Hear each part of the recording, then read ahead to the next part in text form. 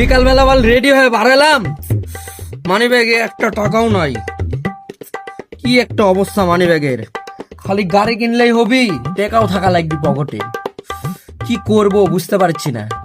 আরে ছোট ভাই না, দেখি তো কোনো কাহিনী টাইনি করা যায় নাকি। আরে ভাই কি অবস্থা? আরে ছোট, কি অবস্থা? ভালো আছো তোরা? তোরা দিনকাল কেমন যাচ্ছে? এই তো আলহামদুলিল্লাহ ভাই, ভালোই আছি। নতুন গাড়ি কিনলে ভাই আমার একটু ঘোরাও লিয়ে যায়।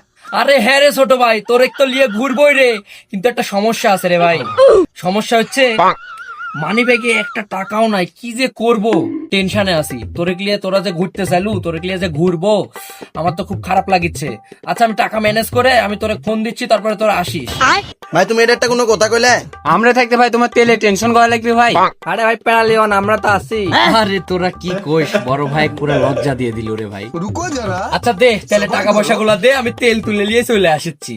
এলো ভাই, এখানে 200 টাকা আছে, যা তেল তুলে নিয়ে আসো, ঘুরবো আজকে। আচ্ছা ঠিক আছে, সমস্যা নাই, আমি তেল তুলে নিয়ে চলে আসছি। তোরা অনেক উপকার করলো ভাই, তোরা থাক, আমি 2 মিনিটেই আসছি।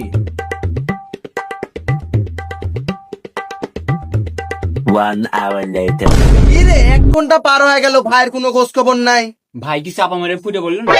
ভাই মনে হয় টাকা পয়সা না ফাটতেছে। কি করলি তুই?